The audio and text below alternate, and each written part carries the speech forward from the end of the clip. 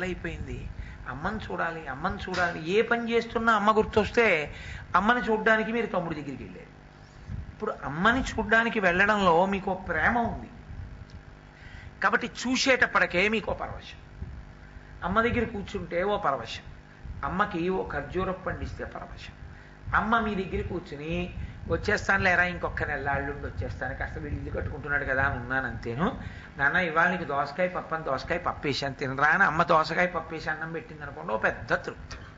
అంటే అనుబంధం ఒకటి ఉంది మీకు అమ్మతోటి. ఈశ్వరుడితో ఏముంది మీకు అనుబంధం? మీకు ఎప్పుడన్నా కనబడ్డాడు ఆయన? మీకేమైనా ఓ నేరేడు పండు తెచ్చిపెట్టాడా?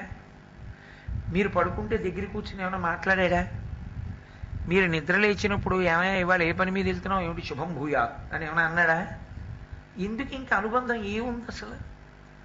అంటే నిశ్చయం చేసేది బుద్ధి.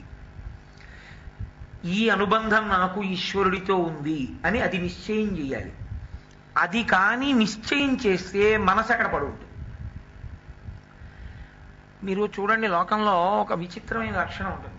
ఎదురింటి ఆయన దగ్గర కుక్క ఉంటుంది, అది ఆయన 2 నెలల నుంచి పెంచుతున్నాడు. అది ఇంకా కొంచెం చిన్నదిగా ఉంది. ఏమంటే మీరు ఇంకో కుక్కను తెచ్చుకుంటానంటున్నారు కదా, లేకపోతే మీ దగ్గర 2 కుక్కలు ఉన్నాయి కదా, నాకు ఆ కుక్కని ఇస్తారా అన్నారు. సరే పట్టుకెళ్ళండి అని ఆయన కుక్కని ఇచ్చాడు. అది అన్నం తిందో తెలుసా మీరు తీసుకొచ్చి పెడితే? అప్పుడు ఆ యజమాని ఏం చేస్తాడంటే ఓ వారం రోజులు అతనే వచ్చి అన్నం పెట్టాలి. అతను అన్నం పెట్టిన తర్వాత మీరు గొలుసు ఇప్పారనుకోండి, అది గోడ దూకా ఇంటికి వెళ్ళిపోతుంది. ఎందుకంటే ఆయన మీదే అనురక్తి దానికి.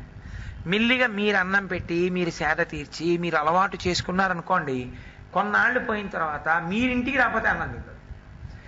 మీరు రాత్రి 9ంటికి వచ్చారనుకోండి, వచ్చి గేటు తీసుకుంటుంటే అది తోక నడుము ఊగిపోయేటట్టుగా ఊపేసి గబగబా వచ్చి కుయ్ కుయ్ కుయ్ కుయ్ కుయ్ కుయ్యమని మీదడిపోయి 2 కాళ్ళు ఎత్తేసి గుండెల మీద వేసేసి ఎంత పొంగిపోతుందో. అంటే ఒక అనుబంధాన్ని ఏర్పరచుకుంది అది.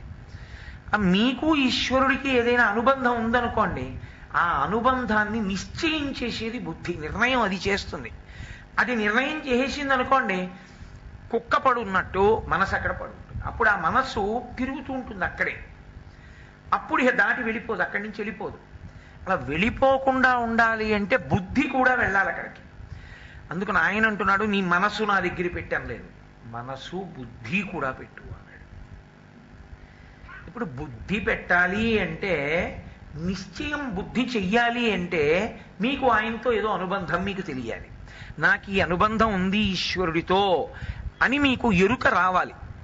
ఆ ఎరుక రావాలి అంటే ఆయనతో అనుబంధం ఉంది అనుకోవడానికి మీకు ఆయన ఎదురుగుండా కనపడినవాడు కాడు, ఒక ఆకారంతో మీతో ఉన్నవాడు కాడు. మీ ఇంట మీ అన్నదమ్ముళ్ళ, మీ భార్యలా, మీ బిడ్డలా, మీ తండ్రిలా, మీ తల్లిలా ఆయనే మీతో కలిసి తిరుగుతున్నట్టుగా మీకు ఎరుకలోకి రావట్లేదు. ఒక మనిషిగా ఏం లేడు ఆయన మీతో. ఓ పూజా మందిరంలో ఉన్నాడు, ఓ బాగుండదు పెట్టుకున్నాడు అంతే. ఆయన ఎప్పుడన్నా పెడతాడా అంటే ఏమో చెప్పడం చాలా కష్టం. ఒక్కొక్కసారి అయితే ఇల్లంతా 36 గదులతో కట్టేసి వంటింట్లో గ్యాస్ సింకు కింద ఓ చిన్న గూట్లో బిక్కు బిక్కుమంటూ ఉంటాడు ఈశ్వరుడు. పాపం అవకాశం లేని వాడు అలా కట్టుకుంటే నేనేం తప్పు పట్టను.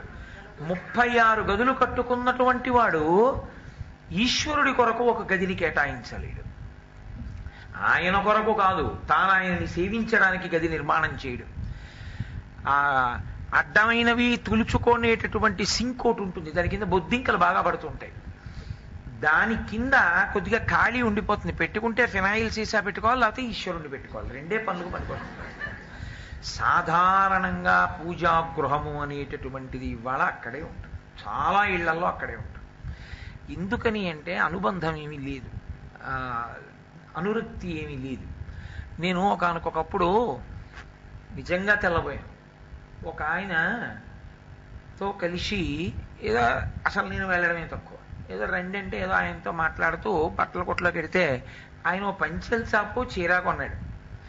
పండక్కి బట్టలు కొంటున్నానండి మా ఇంట్లో వాళ్ళకి అన్నాడు. నాకు తెలిసి ఆయనకి తల్లి లేరు తండ్రి లేడు, ఆయన భార్య కొడుకు కూతురు. ఆయన ఓ పంచా చీర కొన్నాడు. నేను తెల్లబోయి పంచా చీర ఎవరికండి అన్నాను. మరి మా స్వామి ఉన్నారు కదండి ఇంట్లో, మరి పార్వతీ పరమేశ్వరులు మా సింహాసనంలో ఉన్నారు కదా, మా తల్లిదండ్రులు, పండక్కి మొదట బట్టలు పెద్దవారు వాళ్ళకి కొనాలి కదండి, అందుకని స్వామికి ముందు కొని తర్వాత మా ఇంట్లో వాళ్ళకి కొనుక్కుంటున్నాం, ముందు తల్లిదండ్రులకు కొనాలి కదా అన్నాడు. నేను నిజంగా తెల్లబోయాను. నేను ఇప్పుడు అలా కొనలేదు. నేను అతని భక్తికి పొంగిపోయాను. అతనికి పూజామందిరంలో విగ్రహాలు కాదు, పార్వతీ పరమేశ్వరుడు ఉన్నారు. కాబట్టి పండక్కి బట్టలు ముందు తల్లిదండ్రులకు కొన్నాడు అతను. అంటే అతనికి వాళ్ళు ఉన్నారు కాబట్టి ఆయన దృష్టిలో వాడు ఉన్నాడు, వాడిని కాపాడాలి. యద్భావం తద్భవతి. బుద్ధి నిశ్చయం చేస్తే వాడు ఉన్నాడు, బుద్ధి నిశ్చయం చేయనప్పుడు వాడు ఉన్నాడు లేడు, నీ ఇష్టం ఏమైనా చేయొచ్చు. భయం ఏముంది? ఎదురుగుండా ఈశ్వరమూర్తి ఉంటుందేమో కానీ మిమ్మల్ని పాపం చేయకుండా ఆపదు. ఈశ్వరుడు ఉన్నాడన్న భావన మీకుంటే పాపం చేయకుండా ఆగలరు కదా. మీ భావన, మీ నిశ్చయం మిమ్మల్ని నిలబెడుతుంది. చెట్టు మీద ఉంటే కొమ్మ, గూట్లో పెడితే బొమ్మ, మీ పూజా మందిరంలో ఉంటే అమ్మ. మీ భావన ప్రధానం. కాబట్టి ఈశ్వరుడు అంటున్నాడు, నా యందు బుద్ధిని కూడా పెట్టు, మనసు నిలబడుతుంది. ఏమిటి అనుబంధం ఆయనతో మీకు? ఎందుకు అసలు ఆయనతో అనుబంధం ఉండాలి? దీన్ని శాస్త్రములు అనేక భాషలలో అనేక రకములుగా మాట్లాడే. ఇదిగో ఇక్కడ నీకు ఈశ్వరుడికి అనుబంధం ఉంది, బాగా గమనించు, బాగా గమనించు అని శంకరులే భజగోవిందంలో చోట అన్నారు. యావత్ పవనో నివసతి దేహే తావత్ పృచ్చతి కుశలంగీ గతవతి వాయౌ దేహాపాయే భార్యా బిభ్యతి తస్మిన్ కాయే అన్నారు. ఊపిరి తీసి విడిచిపెడుతున్నంతసేపు బాగున్నారా బాగున్నారా బాగున్నారా అంటారు. ఊపిరి విడిచిపెట్టి తీయకపోయినా, తీసి విడిచిపెట్టకపోయినా ఆ శరీరం అక్కడే ఉన్నా, మా నాన్నగారు ఉన్నారండి, మా నాన్నగారు పోయారండి, మా నాన్నగారి పార్థివ శరీరం ఇది అంటాడు. అని ఎంత తొందరగా తీసుకెళ్ళిపోతారు, మేము వంట చేసుకోవడానికి వీలు లేకుండా పోయిందంటాడు. తీసుకెళ్ళి దహించేస్తున్నారు ఆ శరీరాన్ని. బయట హోర్న వానమ్మా, కట్టెలు వెలగవు, విపరీతమైన తుఫాను, బుద్ధిగా అరుగు మీద వదిలి ఎలా వెళ్ళిపోతామమ్మా? ఇన్ని సంవత్సరాల నుంచి పడుకున్నావుగా గదిలో, ఇవాళ రాత్రి కూడా బెడ్రూమ్లో మంచం మీద ఉంచుతాం, ఇద్దరు పడుకోండి అన్నారనుకోండి భార్యని. ఆవిడ అంటుంది, ఇంకా భర్త ఎక్కడున్నాడు, వాడు ఎప్పుడో పోయాడు, తస్మిన్ కాయే, అది శవం, ఆయన శరీరం అది. అయ్య బాబోయ్, బిభ్యతి, భయపడుతుంది. రాత్రి ఒక్కదాన్ని శవం పక్కన పడుకోనా అంటుంది, ఆయన పక్కన పడుకోనా అందో. నీ బతుకుకి గౌరవం ఎక్కడంటే ఊపిరి వెళ్ళి బయటికి రావడంలో. పెళ్ళం పడుకుంది పక్కన, ఆ ఊపిరిని ఈశ్వరుడు ఆపేస్తే భార్య కూడా పడుకోదు, భయపడుతుందిరా. లోపలికెళ్ళి పైకొచ్చిన వాడి వలన గౌరవం.